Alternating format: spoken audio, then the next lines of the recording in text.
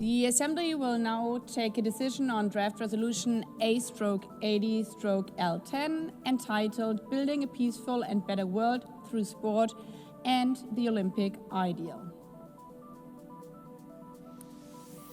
May I take it that the Assembly decides to adopt draft resolution A/80/L10?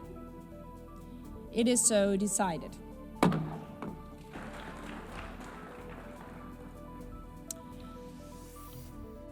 Madame President, dear delegates, at a time of growing discord and conflict, sport and the Olympic Games can provide a beacon of hope, an alternative to rivalry and division. Yes, the Olympic Games are founded on competition and the pursuit of excellence. But throughout their history, they have demonstrated something even more powerful, a sense of humanity which transcends even the greatest of athletic achievements. How different cultures can be united by sport. For the first time in 2 decades, the Olympic and Paralympic Games will return to Italian soil in February and March next year.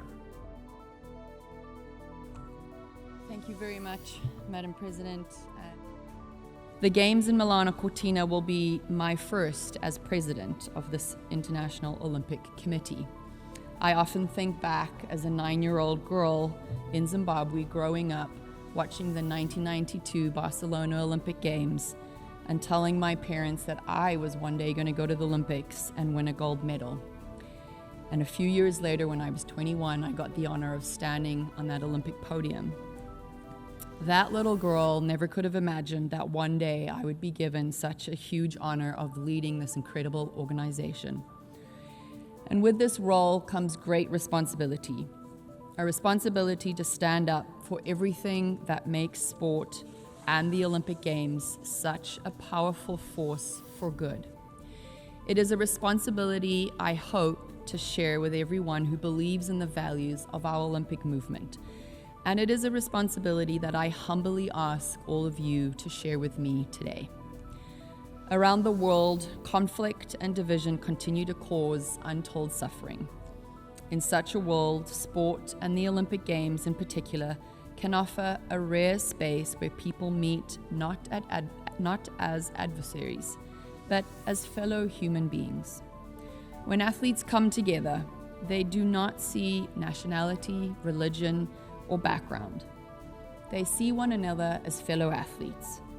They compete fiercely, yet they embrace as friends, united by the same hopes and dreams. They respect the sacrifices that each of them has made simply to reach the starting line. They show us what humanity can be at its very best. This is the spirit of the Olympic Truce, a call to set aside what divides us and rather to focus on what unites us. But athletes cannot do this alone. They can only inspire the next generation if they are able to compete. In this divided world, we need to work together to keep sport and politics apart. This means athletes must be able to enter host countries and take part in competitions, not face the threat of being left back at home because they are denied a visa for political motivated reasons. The final list of competitors must be decided by international federations, not by governments, and athletes must not be judged on where they come from, but rather on their sporting merits. Imagine being an athlete who has given everything for the chance to compete at the Olympic Games. The early mornings, the missed family moments, the years and years of dedication. Imagine the joy, the excitement of qualification, followed by the shock of being told you cannot compete, not because of anything that was in your control or what you did on the field of play, but because of politics far beyond your reach or control. This is why the Olympic Truce is so important, and this is why I'm so grateful for all of your support today.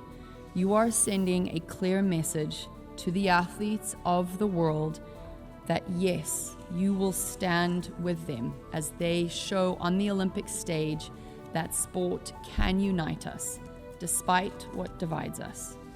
It is only when we protect the autonomy of sport that we can promise athletes from every country that they will be able to compete freely.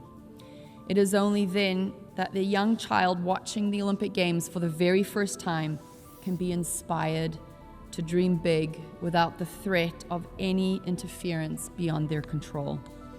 It is only then that the athlete can rejoice in the euphoria of qualifying for their very first Olympic Games and can continue to celebrate confidently that the only selection criteria will be done on the field of play.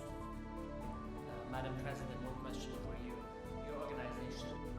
The power of sport is there to be able to really build bridges and to unite us. And this is what we believe in the Olympic movement. And so we are going to continue to ensure that we allow for athletes from every part of our world to come together in a peaceful manner to be able to compete.